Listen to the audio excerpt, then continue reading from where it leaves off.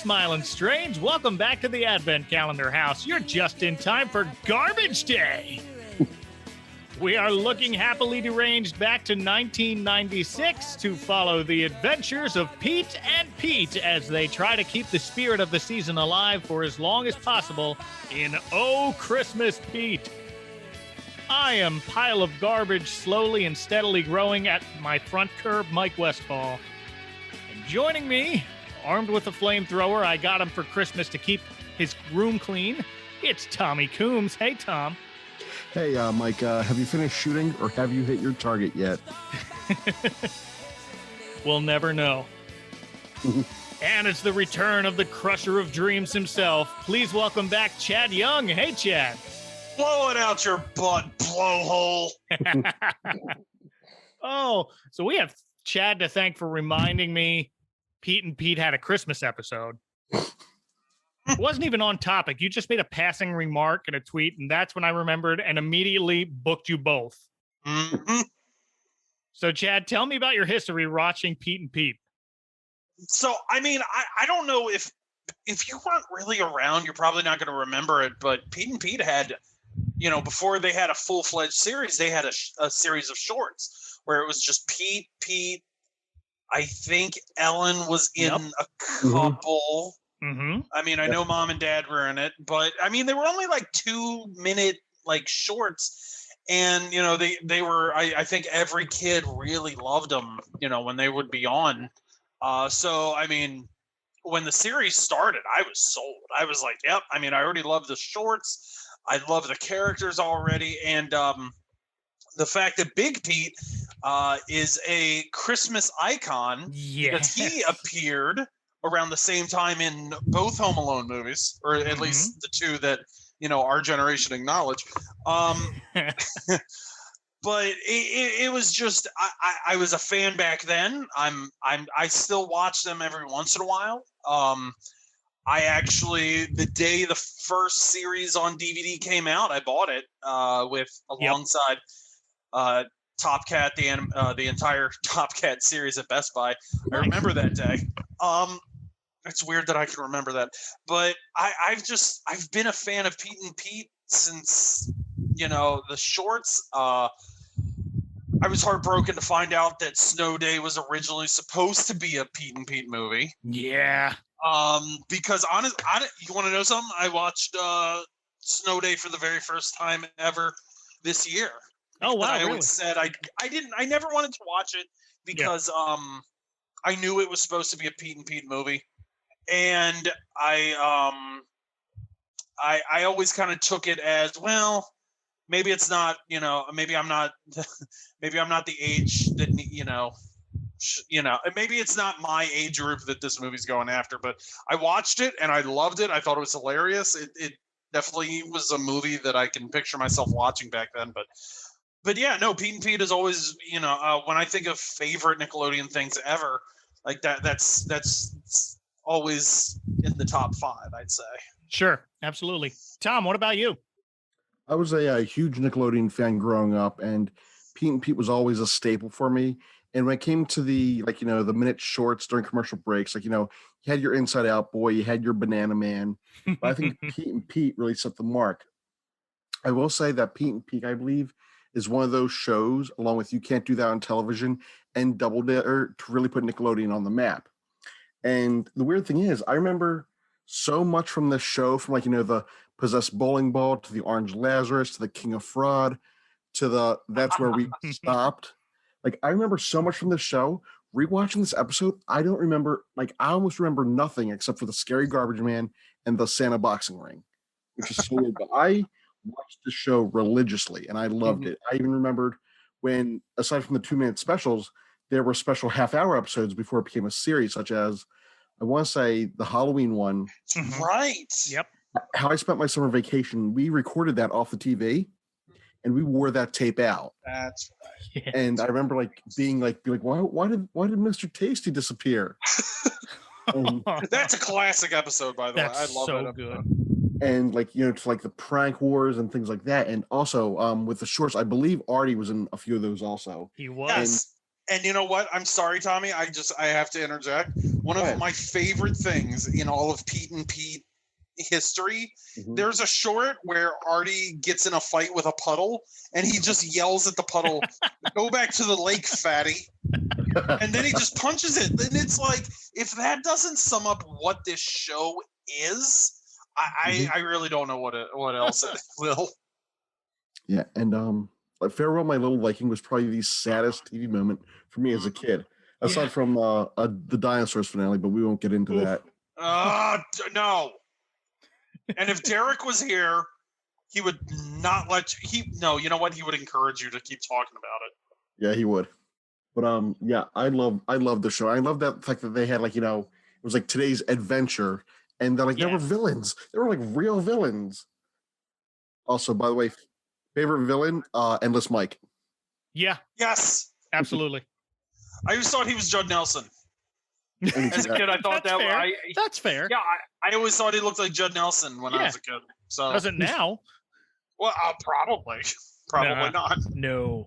Endless Mike still pops up and stuff also from time to time, and I will always know him as Endless Mike. Oh yeah, absolutely. Because he's a real actor now.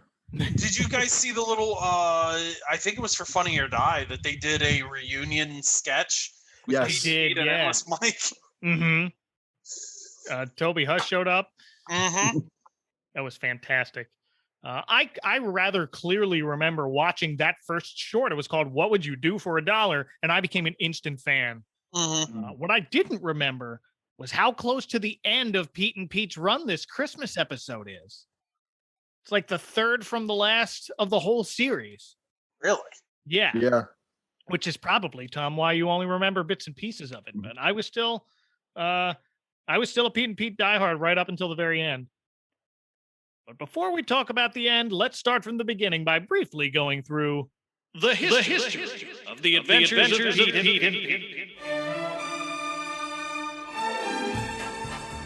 Starring Pete and Pete's brother Pete, and created by Will McRobb and Chris Viscardi, the pair of Pete's surreal suburban adventures began on Nickelodeon as 1 to 2 minute interstitials between shows beginning in 1989.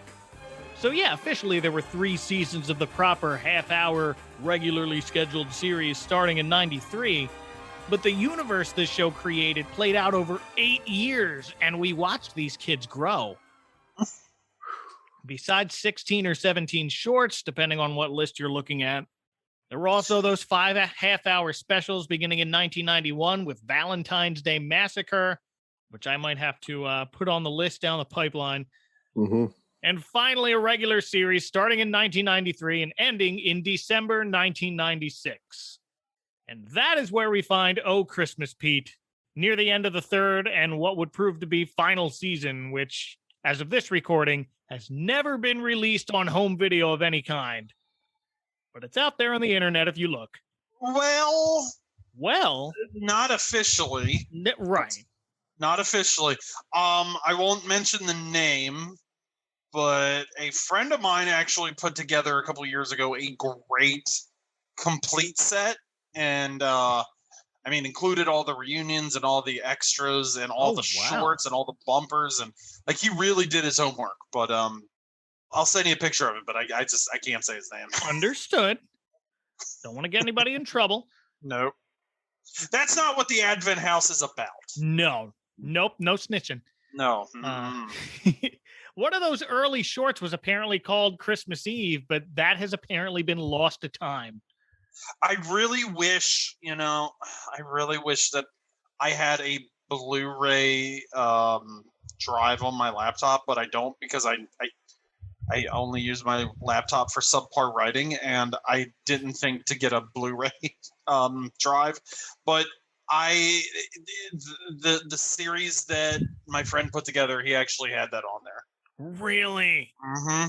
Oh, he had my each goodness. and every short. He sourced them from so many homebrewed VHS. He spent years working on that thing. That is fantastic. No, and you know what? So Pete or Mike and what's the other guy? What's Danny. Little Pete's? Danny. So they came to Buffalo for their 2-man tour a couple years ago, and my friend sent me a copy to get signed, but I couldn't make it because I was having back issues that day. So I send it back. But what I didn't realize is I sent back my copy with, the discs in it. So I don't have the set anymore. And it's driving me crazy because he said he doesn't have any more. And, he moved, so he lost my set. So I understand. But it's just like, all that material is gone. I can't have it. Oh, man. I actually met Danny back in 2013. Did you? Is that Chiller? Yep. Nice. We were going to hang out together, but he had other stuff. But it was cool meeting him. Fun fact, for all you video game players out there, which I didn't know before looking up, is he voices a character in Grand Theft Auto 5. Really? He's the son of one of the playable characters. He's the Jonah Hill type character. Oh. Yeah. And looking back now, I can totally tell that that's his voice. Which is weird. Well, let's before we go any further, let's introduce the Wrigley family then. We're talking about Danny Tamborelli as Little Pete. Make every day Christmas. Just because Christmas is over doesn't mean it has to feel like it's over. Masterfully played by him, who went on to be a member of the original Mighty Ducks and voiced the bespectacled Arnold on the Magic School Bus for a few seasons. Oh. And then Big Pete is Michael C. Morona. The ornaments were yanked from the tree with despair, while Dad vacuumed pine needles from his rump. He was also in Home Alone, as we talked about, as Jeff McAllister. Easily recognizable in anything he's been in. I remember seeing him in that movie Slackers and 40 Days and 40 Nights, thinking, oh, hey, there's Pete. And he was on Dell commercials, I think, in the 90s. Was he? And wrong. It was a computer I can't remember what commercial, what brand it was, but I remember the first time I saw him in one of these commercials, I was like, oh, crap, that's Big Pete. Wow. And I am looking it up right now, and it looks like it was Ameritrade. He played Stewart. I found it. Stuart, can I see you in my office, please? That kid is sick. That hinge is squeaky. Very sick. Stuart, get in here. Sure thing, Mr. Pink. Stuart, I just opened my Ameritrade account. Let's light this candle. Let's go to Ameritrade.com. It's easier than falling in love. What do you feel like buying today, Mr. P? Kmart. So research it. All this stuff is provided for you free of charge. No cost. Yeah, that's synonymous with free. Looks like a good stock. Let's buy. Let's buy 100 shares. All right, click it in there. Okay. How about 500? 100, Stuart. You feel the excitement? You're about to buy a stock Okay. online. Oh! Fabulous. I'm thrilled. What did that cost me? $8, my man. Mike Broker charges me $200 for this Riding trade. the wave of the future, my man. Wow. Yeah. Okay. Then we have Mom Joyce Wrigley, whose famous metal plate in her head is not featured in this episode, sadly. Mom's played by Judy Grafe. Right. It's, Jingle All the Way. Doesn't have any acting credits on IMDb since an episode of Judging Amy in 2005. Oh, But she's on LinkedIn and has been working as a videographer and still photographer for FEMA. Oh. And it gets better. Before Pete and Pete, she played a newswoman in the movies Batteries Not Included, Basket Case 2, and Frankenhooker, and was an actual newswoman for WPIX Channel 11. Oh, shocked. A New York's movie station. Fascinating career, Judy Grafe. Very. I wonder if she's ever out working for FEMA and gets recognized as the Pete's mom. Someone comes up to her and starts banging on her head. Oh, dear. And finally, Dad, Don Wrigley, the undisputed king of the road. King of fraud. Yeah. Not anymore. Yep. Oh, that's right. You won that. Yes, he did. Thanks to their nudity. Let's be reasonable, huh? This is old, dried out, shedding. I could say the same about you. Dad was played by Hardy Rawls, who went on to be the Maytag repairman from 2003 to 2007. Really? Yes. Hey, you're the Maytag repair guy. Now, you were expecting maybe Romeo and Juliet? I remember that. Oh my God. You know what? It's kind of coming back. Kind of. I also remember him from when David Letterman did the David Letterman story on The Late Show that ended with his death. I remember Hardy played little Dave's dad also. No, did he? Really? Perfect. Yeah. He looks like a perfect TV dad. Let's be honest. Absolutely. Oh yeah. He also had small roles in the movies Daryl and See No Evil, Hear No Evil, among others. Daryl, wasn't that like he was the computer? Yes. Or he was a robot? Yep. Interesting. Most recently, Hardy Rawls had a small role in a 2020 Hallmark movie called USS Christmas. So then the Christmas legacy lives on with him. Yes, it does. One big complaint about this episode, no Ellen. I was thinking that also. Yep. I had a big crush on Ellen when I was a little kid. Oh, heck me too. And I saw pictures of her recently, still beautiful. Yeah? All right, Ellen. So, Oh Christmas Pete begins with a simple premise. Having to put away all your Christmas stuff when it's over is a big bummer, and Pete the Younger convinces his family that the solution is simple. Keep Christmas going. Who says it has to end? That's why we're recording this in May, and you're listening to it in July. True. So we find the Wrigley family on the day after Christmas, and all through the house, the spirit had ended. It had all been doused. We have a rare instance of the majority of this Christmas episode taking place after Christmas. Which is unusual. It is, but it's a play on the story Christmas Every Day, only instead of wishing that were the case, Little Pete convinces his family to make it so themselves with very convincing flip chart presentation. This was us yesterday on Christmas. This is us today. Also, real quick, did you guys notice that the downstairs Christmas area in this episode looks just like the living room in The Christmas Story? Kind of, yeah. No, I didn't pick up on that. I don't know if it was intentional, but if that's what it looks like to me. It feels like it's like ripped right from the Christmas Story. Well, that might just been, if not that house, then maybe another house that they, because they filmed this in North Jersey. Yeah. Did they really? Wait a minute. Whoa. They filmed Pete and Pete in North Jersey? Oh, yeah. What? Yeah. I feel like I didn't. If I had known that, I really feel like this is the first time I'm hearing this. Wow. Yeah, I remember seeing it in the credits at the end because they would say thanks to the first two seasons were in South Orange, and then this third season was in Cranford. But their high school was Bayonne High School. Oh, wow. Ah, okay. Yeah. Now, does Jay of Sludge Central and the Purple Stuff know about this? He's got to. I hope he does. I love one of the photos in this flip chart presentation is just the family sitting on the couch in their jammies while they're actually sitting on the couch in their jammies looking at this photo. And the dad in the picture is blurry, by the way. I don't know if you picked up on that. A little bit, yeah. Yeah. It's never explained, and it's a quick gag, but I like how only Big Pete is looking at his brother in a way that reads, when and how did you get that picture? We live in 1996. You couldn't have gotten it that quickly. No. But Big Pete and Mom are instantly on board. Dad needs some convincing, but he gets that with the promise of more fruitcake. Have either of you ever had fruitcake? Not one day in my life. Yeah. Have you? Okay, I have not. Go ahead, Tom. Okay, I will put it along the ranks of chestnuts where you hear a lot about it and you bite into it and you're like, that's all. This is underwhelming. Yeah, But by 1996 and much earlier, the concept of fruitcake at Christmas has already been firmly bound for Joketown. So, but they do it. This was a. I feel like fruitcake was a joke, but like way before any of us were born. I feel like, especially in like 80s and early 90s sitcoms, like if you did a Christmas episode for any sitcom, you had to make a joke about fruitcake. Absolutely. Yeah. Absolutely.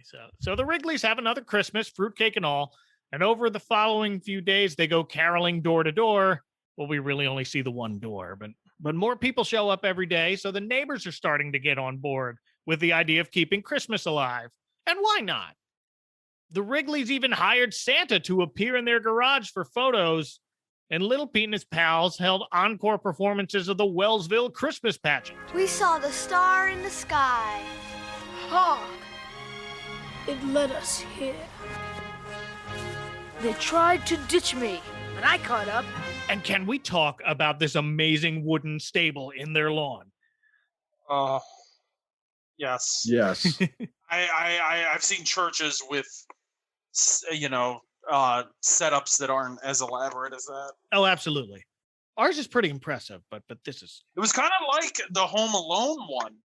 kind of, yeah. But this is more homemade, let's say. It's a series of wooden planks forming a manger large enough for a live nativity play. Got Christmas lights strung along its rooftop. It is magnificent. Oh, it's beautiful. But here's where we notice Dad seems to be getting tired of it all. Or is he?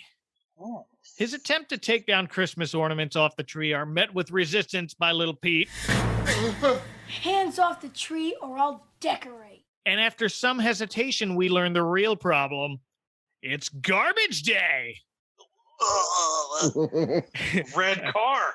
Good point. Ooh. Tommy, didn't you make a Silent Night, Deadly Night reference or part 2 at Monster Mania this past weekend?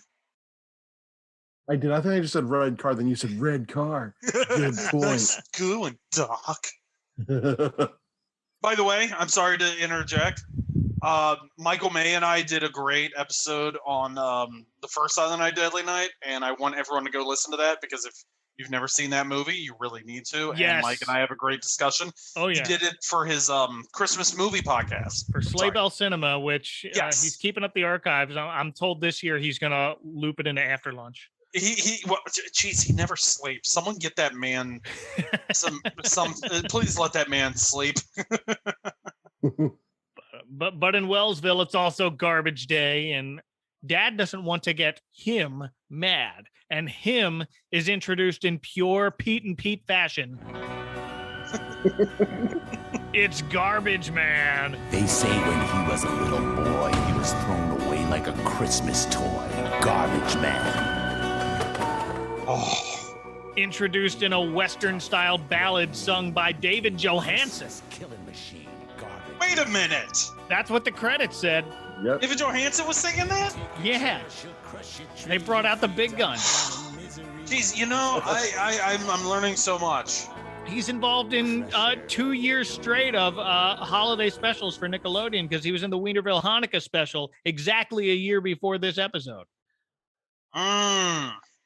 See, I had forgot. Have you done that episode? Well, Yes, I have. Yeah, that's right. You have done that before.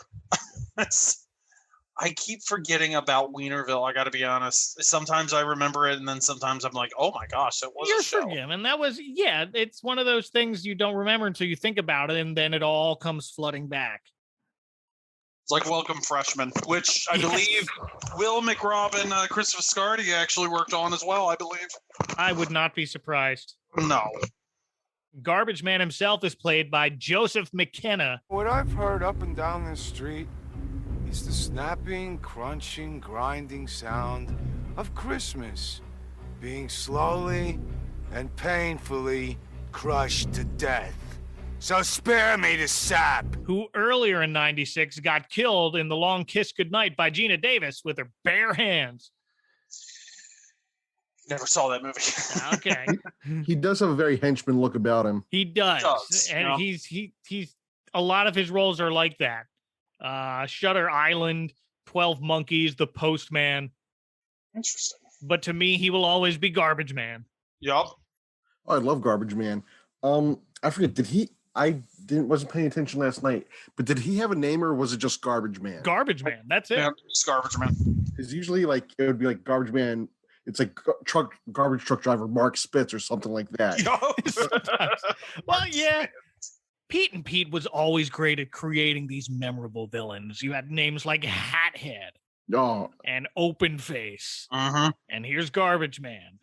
Pit Stain. Pit Stain makes an appearance here. But I like Pit Stain on here. Yes. Oh.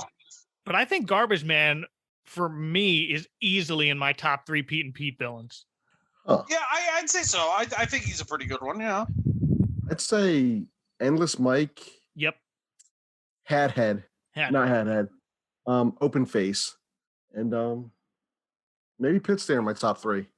See, like Pit Stain and Endless Mike were 2 recurring villains. So, yeah, they're going to be close to the top. And Pitstain just has a great arc. Uh-huh. Yeah. I would go further to say those are quote unquote anti-heroes, like the ones that are can be bad guys or team up. Okay. Yeah. They're allies, yeah. So are we considering the parents who tried to run Artie out of town villains? Because I do. I still haven't forgiven them for that. I hope they all fell into a bottomless pit. Oh dear. And it just Led by became Adam Lord of the West. Flies, where the kids ran the town, which was apparently New Jersey. The town of New Jersey. The town, thank you. That's how exhausted I am. The town of New Jersey. That is going to haunt me. People are going to hear that and be like, really, Chad? No You one go cares. around saying you love New Jersey, and now you're calling it the town of New Jersey. Hey, I grew up in that town, Chad. I know you did. That's why we're friends, is because I love New Jersey, the town of New Jersey. Yep. That's my hometown. The whole town. The whole town. Oh, yeah.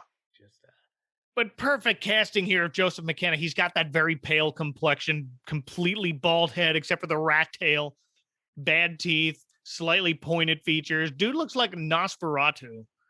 Yes, he does. Wow, that's horrible. And that's part of the character.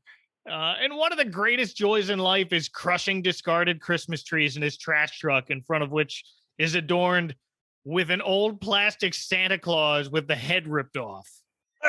I love that. By the way, I got to point out, he kind of looks a little like Michael Stipe, so I wonder if he's supposed to be the cousin of what was his name, Mr. Sludgy, Mr. Sludgesicle, Captain Sludgy. something. Yeah, Captain like Sludge or something like that. Captain Scrummy. Captain Scrummy, yes. Scrumsicle. But when Garbage Man comes for the Wrigley's tree, Little Pete defiantly tells him they're not done with it yet. Dad tries to intervene, saying they're not done taking off the decorations, but Pete's having none of it. The tree stays. And then there's a line here that aged a bit better than I ever expected. Where's your Christmas spirit? I was vaccinated against it when I was just a little boy. I was vaccinated against it when I was just a little boy. Oh, boy. Say what you will about Garbage Man, at least he's not afraid of vaccines. Yeah. True. You know what? Oh, gosh, maybe he's the original vaxxer. What if he was the one that started this all? He's been looking out for us the entire... He takes out our garbage. He wants to make sure that we don't get sick of Christmas. He started this vaccination. Maybe he's not a villain. Well, he's reformed by the end of this. Spoilers, kids. Gosh darn, Mike. That's all right. But for now, Garbage Man angrily drives off, and then we cut to Dad asleep on the living room couch when Garbage Man walks into the living room. On his own volition, by the way. Yeah, Dad wakes up with a start and asks, how'd you get in here? And we never get the answer. No.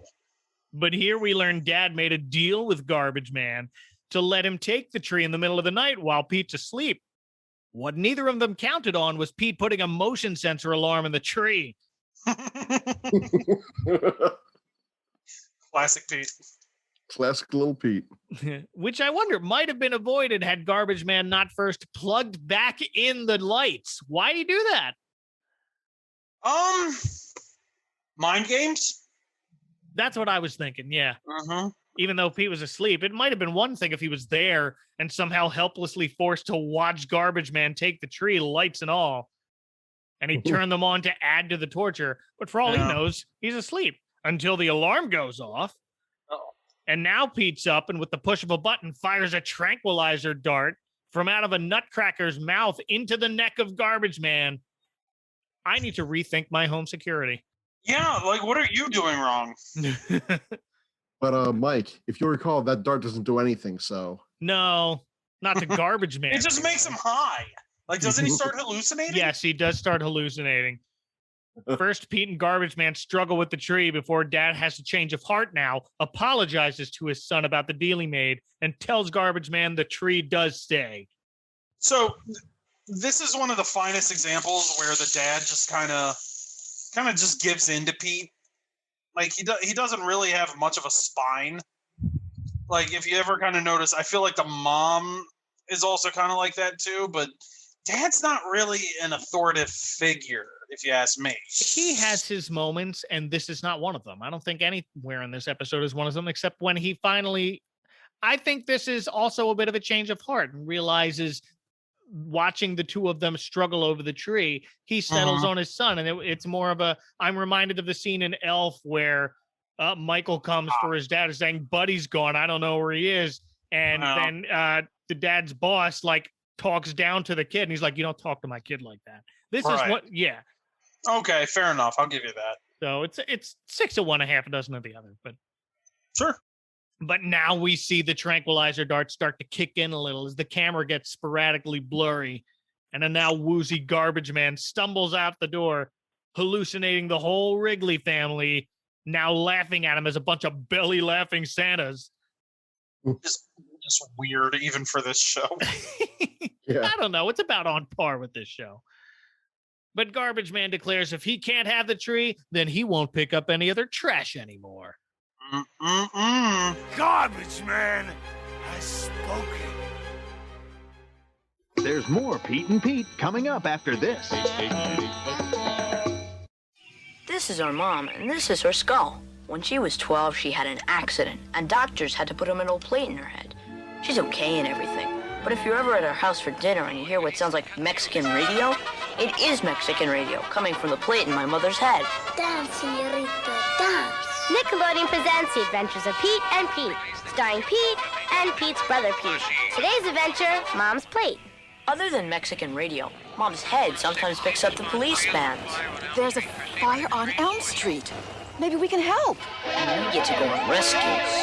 Another great thing is, when Mom's sleeping and we want to leave her a note, we just stick it to her head with a refrigerator magnet. Also, if we don't know where she is, it's pretty easy to find her.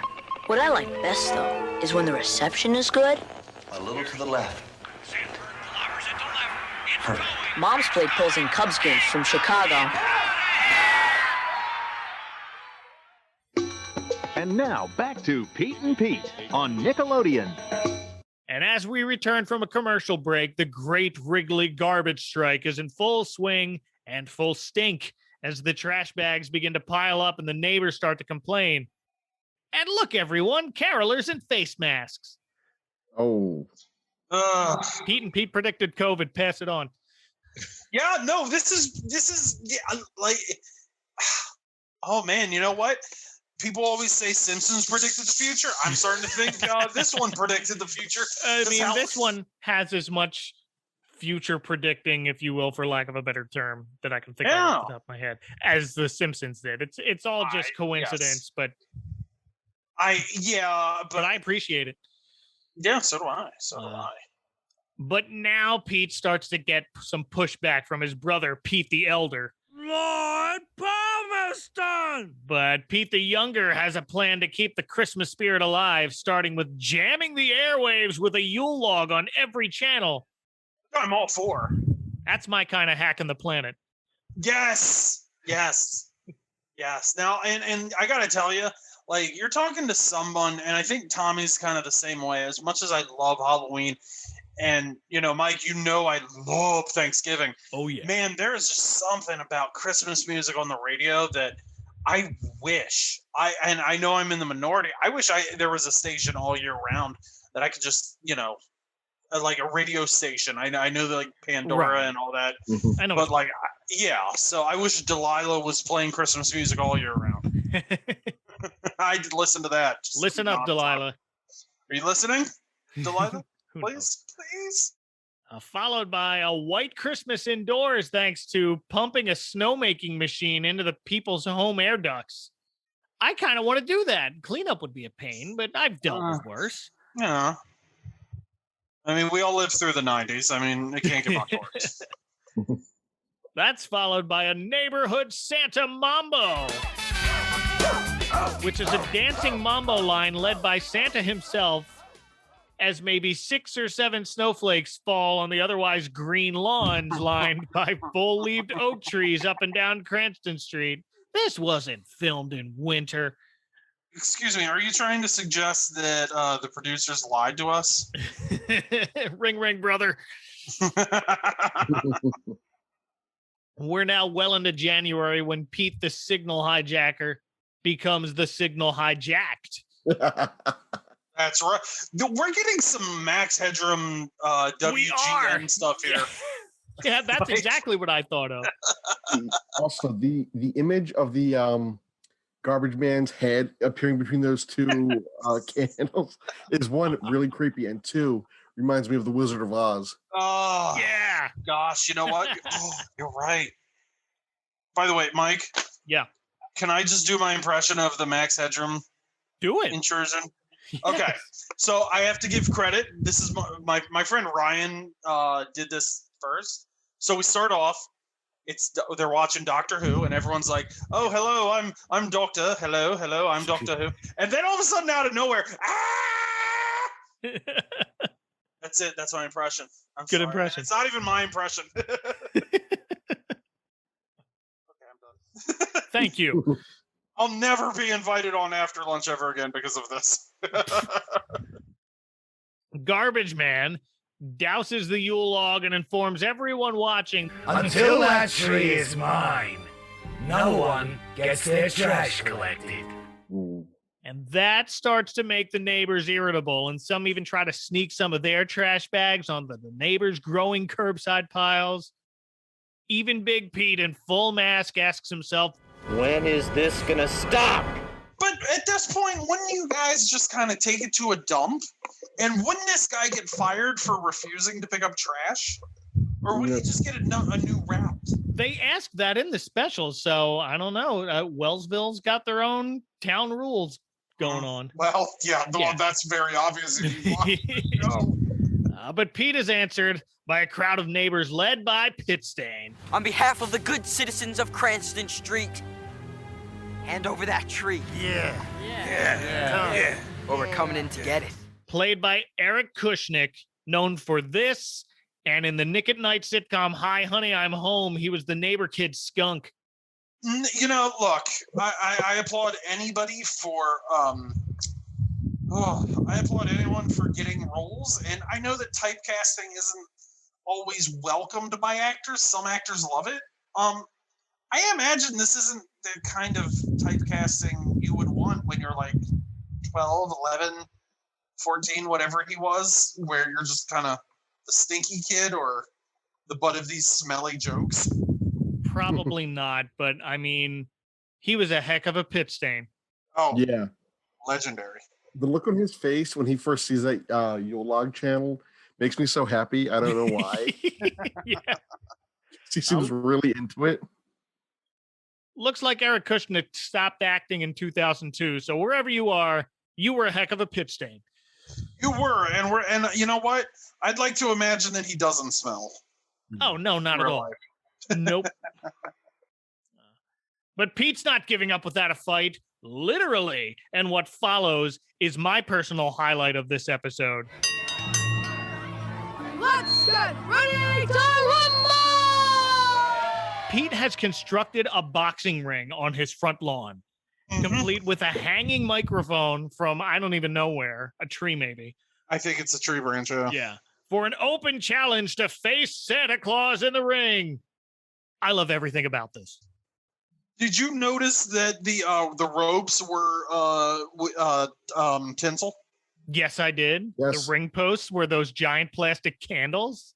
Yes. Oh gosh, can I tell you? I have seen so many independent wrestling shows do like Christmas themed shows. I've never ever seen, and I know it's a boxing ring, but I've never seen anyone attempt something like this. I think this would be just such a visual for wrestling, and even WWE. You know what? Maybe even AEW. I don't care.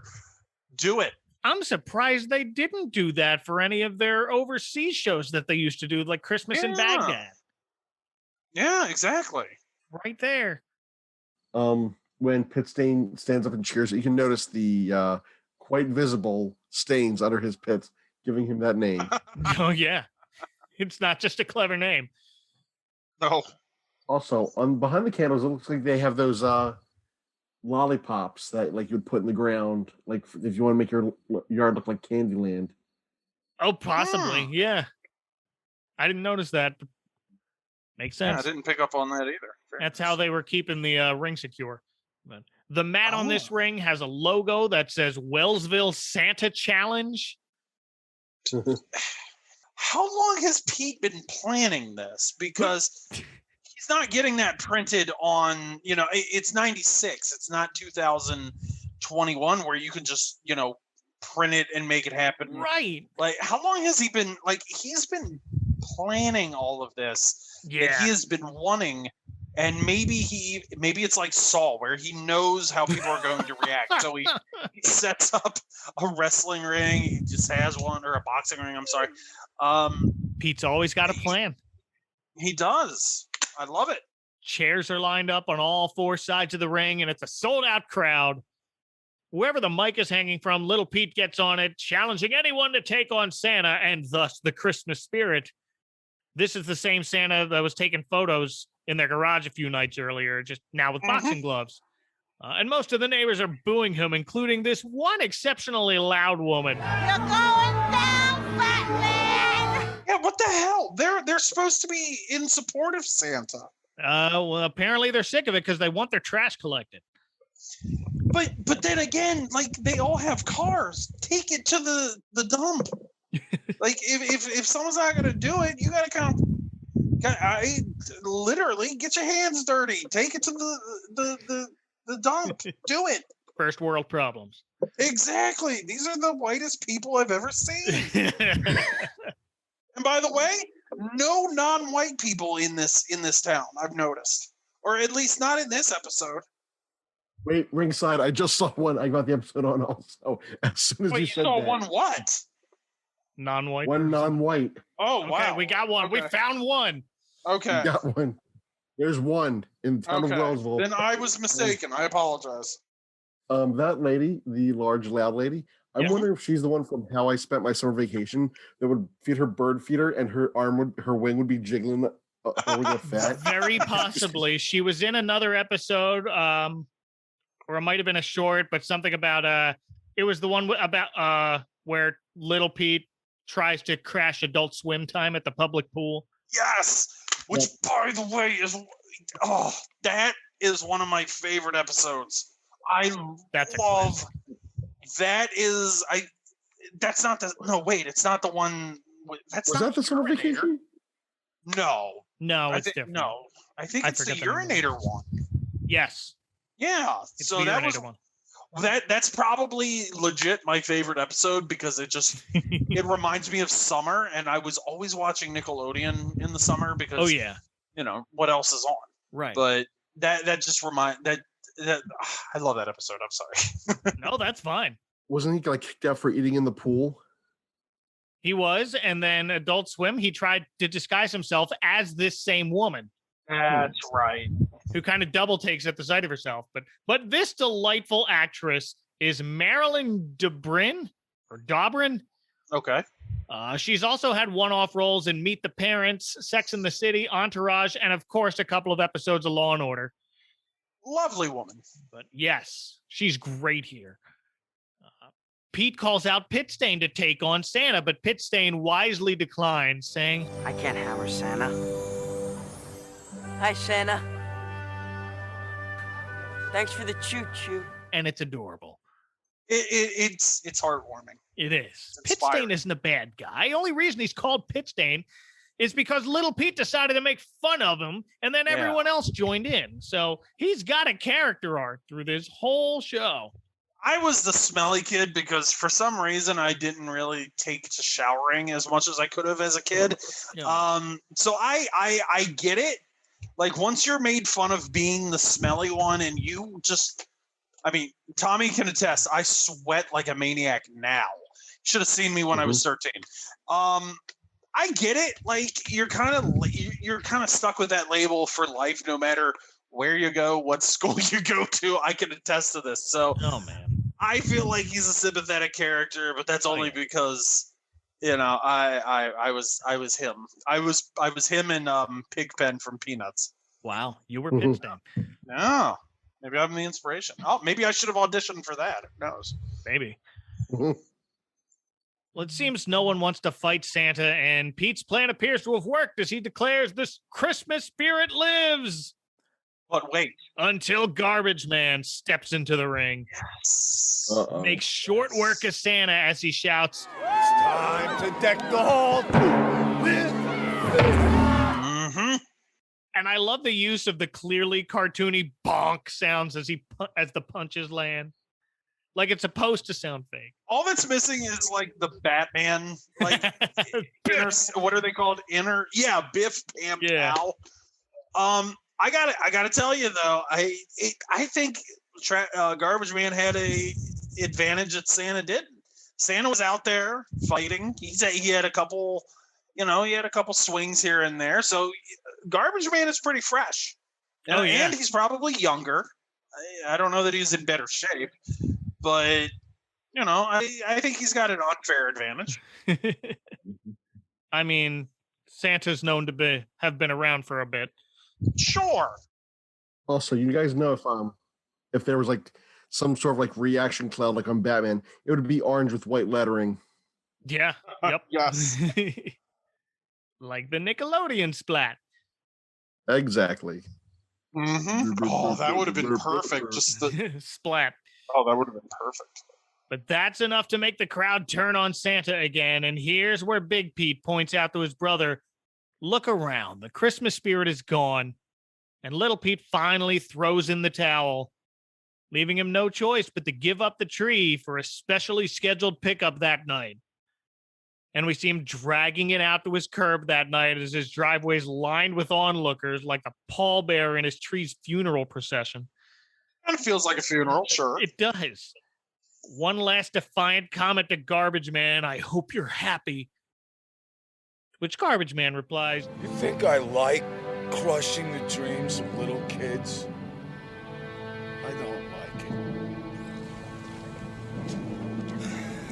I love it. I love it. Yes. Yes. He's a pretty good villain. Oh, yeah. I am surprised that this... you said that he appeared in like 12 Monkeys and some other stuff. Yeah. I'm kind of shocked that we haven't seen him do other things because he's pretty good in this. He really is. He's fantastic in this by itself. But... Yeah. And the tree's about to get crushed, but Big Pete finally shouts, wait! And calls for his parents and their pal Santa, apparently, to fire it up. And Dad plugs in the lights to reveal... Big Pete decorated the giant 12-foot pile of garbage bags on his curb like a Christmas tree. Did he ever? In fact, all of the giant garbage piles up and down Cranston Street are lit up like Christmas trees. This is such a great reveal. It is. It's such a swerve, as the professional wrestling universe likes to refer to it as. And we've seen these piles get taller and taller throughout the whole episode, with some white bags randomly mixed in with the black bags. But when they hit the lights, the white bags are kind of contorted and in the piles just at the right angles to look like angel ornaments hanging on the would-be garbage trees. It's all just so meticulously laid out by the show's crew, and I really, really appreciate it. Absolutely terrific. One thing, if I may add, is that the guy who plays Santa in this episode, I know it's not him, but it looks like it could be Robert Picardo wearing a fake Santa beard. I mean, right. I don't have a definitive name for who's behind the Santa costume, so it could be. I don't know. But of course, everyone's attention is now on the stunning trash bag tree and not on Garbage Man, who turns off his trash compactor and tries to talk some sense into the crowd. But the sight of these decorated piles of stinky garbage are enough to make the neighbors, especially the loud, you're going down fat man lady, to tell him, you can leave it there all year for all I care. They probably will. Might want to get out of there before the sun hits Diaper Mountain. Uh-oh. But for now, perfectly framed by Christmas lights, a defeated garbage man says he feels all weird and woozy-like. And I guess he didn't get both shots of the Christmas spirit vaccine because he's got a soft, tingly feeling in his heart. Oh, man. Oh. How long does this last? I don't know, Garbage Man. Maybe forever. And Little Pete puts his arm around his old nemesis, Garbage Man, as they walk off down the street, lined with decorated piles of garbage. And Big Pete narrates that, of course, no holiday can really last forever, so I guess they did eventually come to an agreement and collect all of that old garbage. But there was a little more peace on Earth and lots of goodwill to go around. And we're out as a bunch of clearly dumped from a bucket just above the camera frame fake snow falls on everyone. Oh, now that's the way you end an episode. Absolutely. Y'all, this show was so good. Mm-hmm. I Thank agree. you guys. I miss talking to you. I miss talking to you too. Any final thoughts on Pete and Pete? When I think I may have mentioned this before, but when I think of Nickelodeon, this show is just in my top 5, if probably not my top 3. Mm-hmm. Now that I'm starting to think about it a little bit more, but it's just it's such a relic from. Or I don't want to say relic, but it's such a good reminder of what Nickelodeon used to be. You know, I mean, I know that we're not kids anymore and Nickelodeon isn't meant for us, but for like our generation, like this weird, just creative, you know, just, it's just such, how do I put it? It defined a moment in time for us. Yes, it did. You know, and I mean, Pete, you know, little Pete kind of represented, you know, all of us when we were little, and older Pete, you know, because he saw the world so big, and you know, he never really gave up on, you know, making his childhood, you know, count. And then, you know, you see Big Pete and he's kind of cynical, and it kind of represents, you know, they represent, you know, growing up so well. And this whole show is just, to me, I don't think I've ever, I mean, I can't think of one episode that I didn't really like, you know, the more, like, as I'm thinking about it now, I really can't. And I know, yeah, no. And I know I'm rambling, but I just, this show is just so perfect, and I love everything about it. All its weirdness, I wouldn't change a thing. You know, I'm kind of okay that we never got like an official reunion movie show, whatever. Like, yeah, I think it was perfect on its own, and I think it ended at the right time because, like you said, we got to see the kids kind of grow up, and you know, we grew up with them essentially. But I think it's a perfect series, if you ask me. Yeah, following up on that, like I said before, this is, along with You Can't Do That on television and Double Dare, this is one of the shows that made Nickelodeon what it is. Because if you look at their live action fare now, like if you watch Nickelodeon nowadays, it's all either SpongeBob or one of those cookie cutter Dan Schneider live action canned laughter sitcoms, which are so not funny. Can't say Dan Schneider anymore. Hand blinder, Rob Schneider, sitcoms. That's better. I covered myself up pretty well with that. Yeah, but, you did a great job. Mike, can you just bleep it whenever someone says that name? That might have been the first time.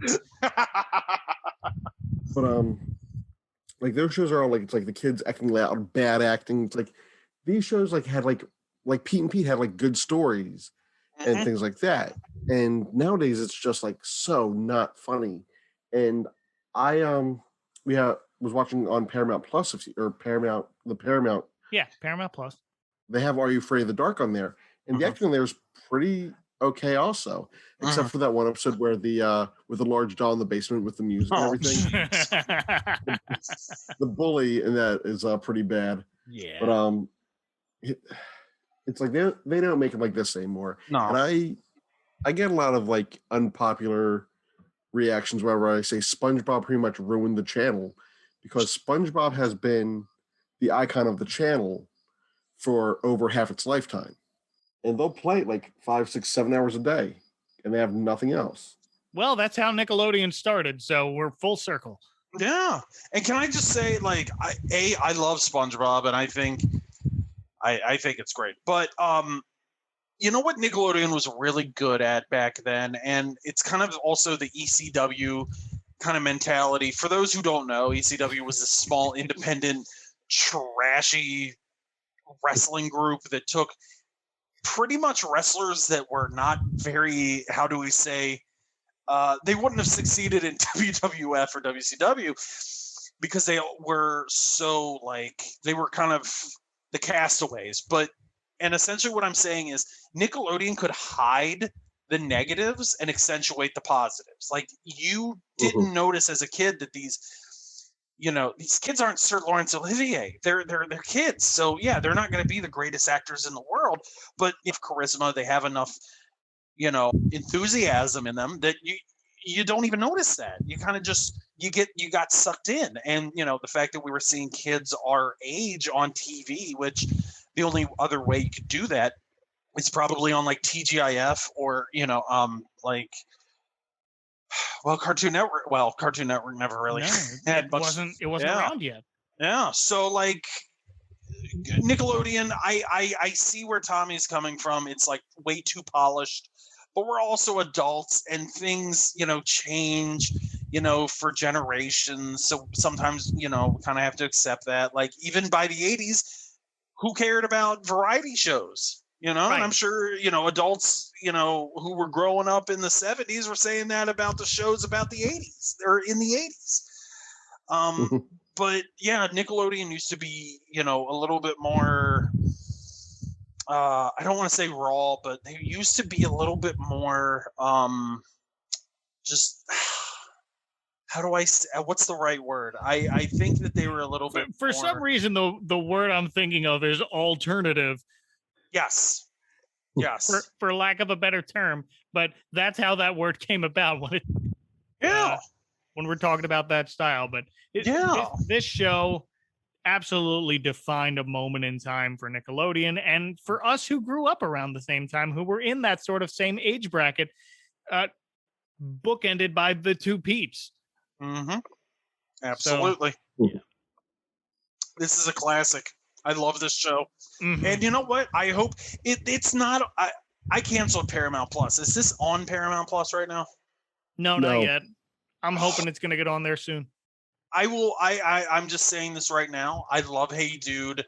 I love all the Nicktoons, but I will reinstate my Paramount Plus subscription when they add the entire Pete and Pete series. Absolutely. That's the only way I'll do it. That's going to do for Paramount Plus what adding the Muppet Show did to Disney Plus. You know what? You know what? I'm not going to go down a route where I compare the Muppet Show and No. But if you think about it, they're kind of similar in their own ways too. Yeah, they have the same sort of humor. Absolutely. Yeah, I'll leave that for you and Carlin to discuss. There you go. All right. Well, thank you both again so much. Of course. And if people want to step into the ring and go around with your Christmas spirit, where can they find you on the internet, Tom? Well, they can't find my Christmas spirit because I got vaxxed from it at an early age. But if they just want to find me, I'm on Twitter. My handle is Classic Tomedy. That is classic with a C and Tomedy with a T. And Chad. You can find me Twitter, Instagram, at Horror Movie Barbecue. HorrorMovieBarbecue.com is my blog, and there's a Facebook page out there as well that I try to update as well. And I also, every once in a while, will do a fun little TGIF themed or just fun discussion podcast with Tommy and our dear loving friend Derek.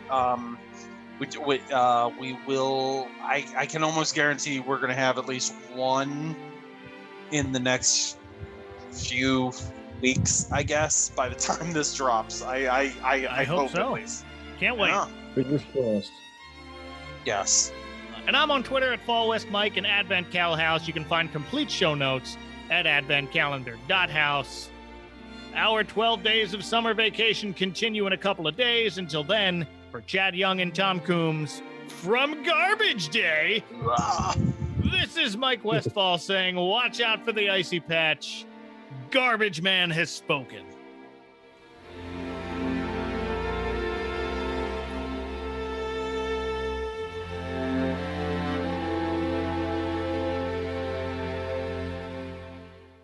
And now, these messages. Hello, this is Todd Killian from the Christmas Clatter podcast. What makes Christmas special to you? Is it the movies or the music, the food or family, the gifts or decorations? Maybe those quiet moments of reflection. Whatever it is, join me for Christmas Clatter, a monthly podcast dedicated to everything that makes Christmas special. Visit ChristmasClatter.com for all social media links and find Christmas Clatter Podcast on all podcast apps. Thank you, and remember, keep Christmas hope alive every day. Next time on the Advent Calendar House. So stick with us, cause Phineas and Ferb are gonna spread some Christmas cheer. Mom! Phineas and Ferb are making a Christmas